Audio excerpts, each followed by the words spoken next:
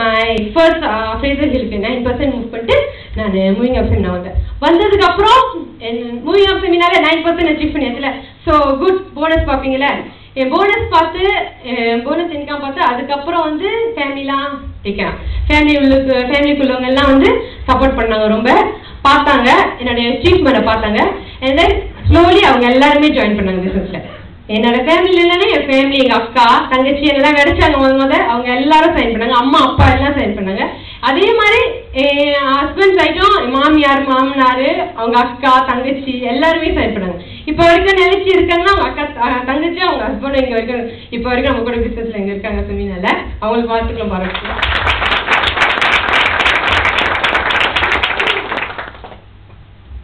And எனக்கு ப்ரொஸ்பெக்டிங் டைமில் எனக்கு வந்து ஹெல்ப் பண்ணதுக்குறம் ஒரு வாட்டி பத்மா பாஸ்கரன்னு ஒரு வாட்டி வந்திருக்காங்க. அப்போ வந்து பத்மாவுக்கு வந்து ப்ரெக்னென்ட், ஸோ பிக், அவங்க ஒரு 8 months இருக்கும், அவங்க சமம் அவ்வளோ பெருசாக இருந்து எங்கள் கூட வந்து வீடு வீடாக வந்து ப்ரொஸ்பெக்ட் இருக்காங்க. இந்த வேலை நான் உங்களுக்கு ரொம்ப நன்றி சொல்ல.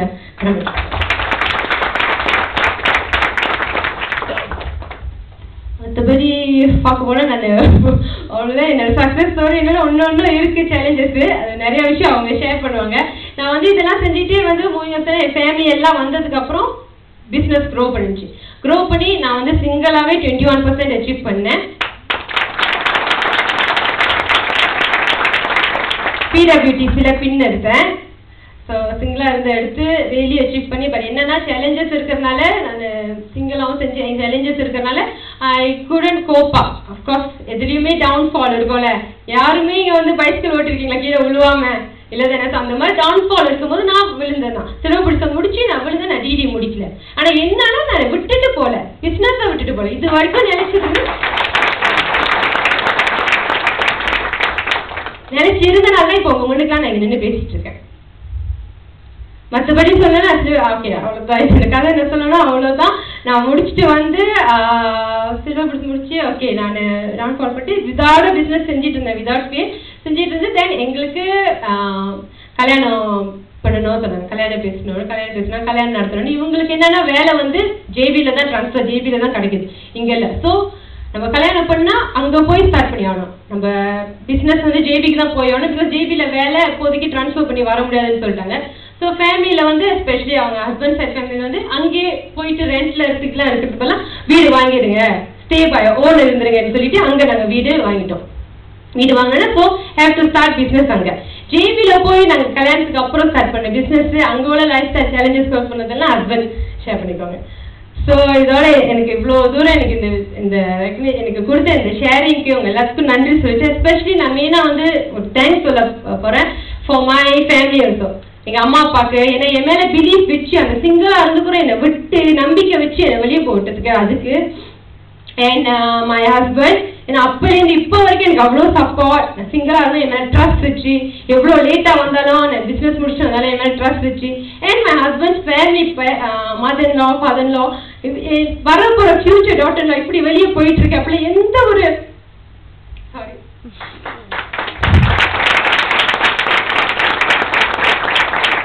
என்னால ஒன்று சப்போர்ட் தான் கொடுத்துக்கிட்டு இது வரைக்கும் வளர்த்துட்டு வராங்க. அவங்க எல்லாருக்கும் நான் ரொம்ப தேங்க்ஸ் சொல்ல கடமைப்பட்டேன்.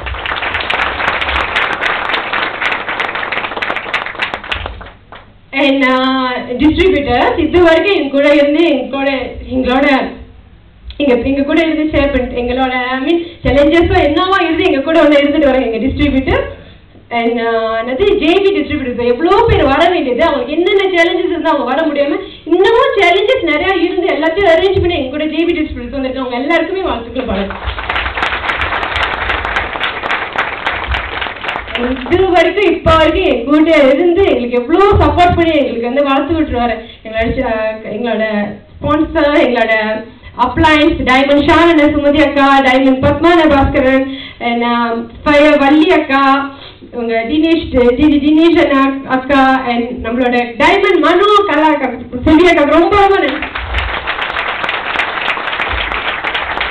உங்க எல்லாத்துக்கும் நன்றி இவ்வளோ சப்போர்ட் கொடுத்து எனக்கு என்னோட ஸ்பீச் கேட்டதுக்கு. இதுக்கப்புறம் என் ஹஸ்பண்ட் ஷேர் இருக்கு.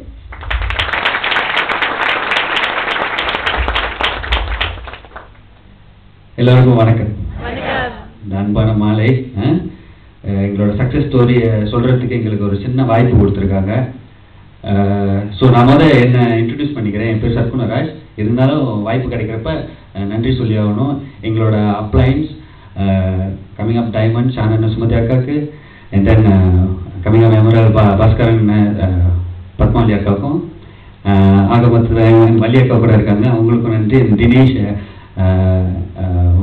Sushita, Sasikala, okay sorry Sasikala. ஏன்னா இங்கே நின்று பாருங்க, உண்மையிலே பரிமாற்று சார் சொன்னோம்.